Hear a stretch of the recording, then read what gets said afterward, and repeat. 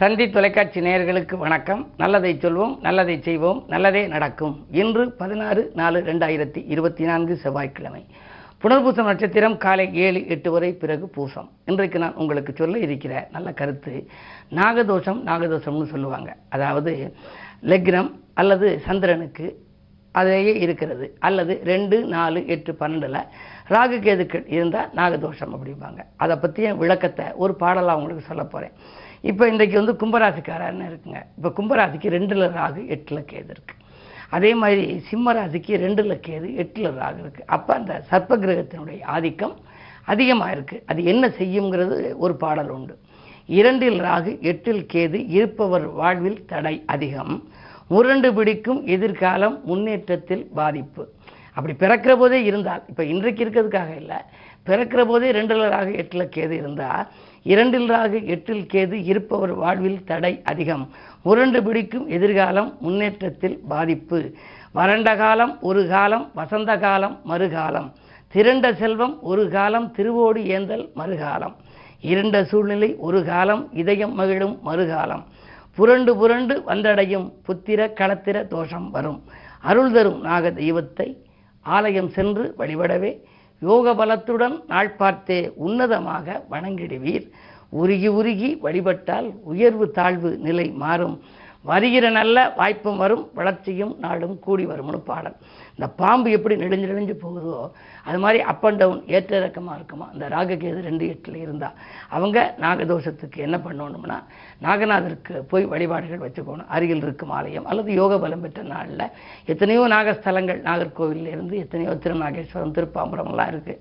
உங்களுக்கு அனுகூலம் தரக்கூடிய ஸ்தலத்தை தேர்ந்தெடுத்து சென்று அந்த ராகு கால நேரத்தில் வழிபாடுகளை முடித்து வந்தால் வளர்ச்சியில் தளர்ச்சி ஏற்படாது என்ற கருத்தை தெரிவித்து இனி இந்திய ராசி பலன்களை இப்பொழுது உங்களுக்கு வழங்கப் போகின்றேன்.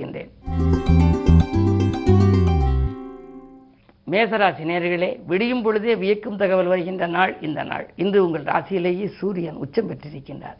சித்திரை மாதம் பிறந்து விட்டது. சூரியன் உச்சம் என்றிருக்கின்ற பொழுது 5க்கு அதிபதி உச்சம் பெறுவதனாலே பிள்ளைகள் வழியிலே நல்ல சம்பவம் நடைபெறும். வீடு இடம் வாங்கும் யோகம் உண்டு. மனை தேடி மங்கள செய்தி வருகின்ற நாள் இந்த நாள். ரிஷபராசி நேயர்களே, உங்களுக்கெல்லாம் வருமானம் உயர்கின்ற நாள். வாழ்க்கை தேவைகள் பூர்த்தியாகும். வளர்ச்சிக்கு நண்பர்களின் ஒத்துழைப்பும் கிடைக்கும்.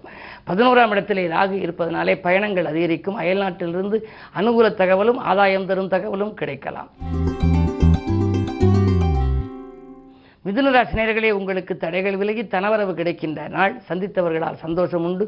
சிந்திக்காது செய்த காரியங்களில் கூட சிறப்படைவீர்கள். சொத்துக்களால் ஆதாயம் கிடைக்கும். இந்த நாள் நல்ல நாள். கடகராசி நேயர்களே, உங்களுக்கு சந்திரபலம் நன்றாக இருப்பதனாலே மங்கள செய்தி ஒன்று மனை தேடி வரப்போகிறது. தங்கு தடைகள் தானாக விலகும். ஆடை ஆபரணங்கள் வாங்கும் யோகம் உண்டு. அதே நேரத்திலே விலையுயர்ந்த பொருட்கள், வீட்டுக்கு தேவையான விலையுயர்ந்த பொருட்களையும் வாங்குவதில் கவனம் செலுத்துவீர்கள். தாய் வழி ஆதரவு உங்களுக்கு உண்டு. உடல்நலம் சீராகி உற்சாகத்தோடு பணிபுரியும் இந்த நாள் நல்ல நாள்.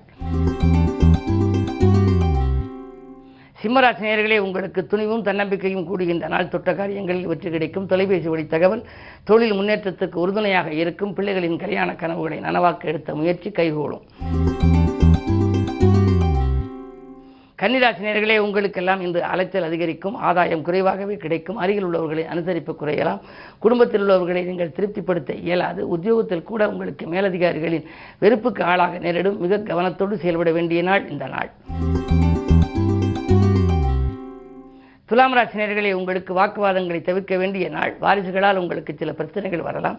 வருங்கால நலங்கருதி நீங்கள் எடுத்த முயற்சிகள் வெற்றி கிடைக்குமா என்பது சந்தேகம்தான். அதிகார பதவியில் உள்ளவர்களை நீங்கள் பகைத்துக் கொள்ள வேண்டாம். இன்று நீங்கள் யோசித்து செயல்பட வேண்டிய நாள். விருச்சிக ராசி நேயர்களே, உங்களுக்கு வெற்றி செய்திகள் வீடு வந்து சேர்கின்ற நாள். வெளிவட்டார பழக்க வழக்கம் விரிவடையும். தொழில் உத்தியோகத்தில் கணிசமான லாபம் கைகளில் ஏற்படும். சொத்துக்கள் வாங்குவது பற்றி சிந்திப்பீர்கள். சுகஸ்தானத்திலே சனி செவ்வாய் இருப்பதால் ஆரோக்கிய தொல்லை சிறிது உண்டு. எனவே ஆகாரத்தில் கட்டுப்பாடு செலுத்தினால் ஆரோக்கியம் சீராகும் என்பதை நினைவில் கொள்ளுங்கள். தனுசு ராசி நேயர்களே, உங்களுக்கு சந்திராஷ்டமம். எதை செய்தாலும் சிந்தித்து செய்ய வேண்டும். அலைச்சலுக்கேற்ற ஆதாயம் கிடைக்காது. அமைதிக்காக ஆலய வழிபாட்டை நோக்கி அடியெடுத்து வைப்பீர்கள். எதையேனும் நீங்கள் நண்பர்களிடம் ஒப்படைத்தால் அது நடைபெறாமல் போகலாம். கவனம் தேவை. மகர ராசி நேயர்களே, விரயங்கள் அதிகரிக்கும் நாள். வீடு மாற்றங்களும் நாடு மாற்றங்களும் உங்களுக்கு வந்து சேரலாம். மற்றவர்களை நம்பி நீங்கள் எதுவும் செயல்பட இயலாது. கொடுத்த வாக்கையும் காப்பாற்ற இயலாது. தொழில் உத்தியோகத்தில் மிகுந்த கவனம் தேவை. உங்களுக்கு மேல் அதிகாரிகள் கேட்ட சலுகைகளை வழங்க மறுப்பர். அதே நேரத்தில் ஒரு சிலருக்கு பணி நீக்கம் செய்யப்படக்கூடிய சூழல் கூட உண்டு. மிக மிக கவனம் தேவைப்படும் நாள் இந்த நாள்.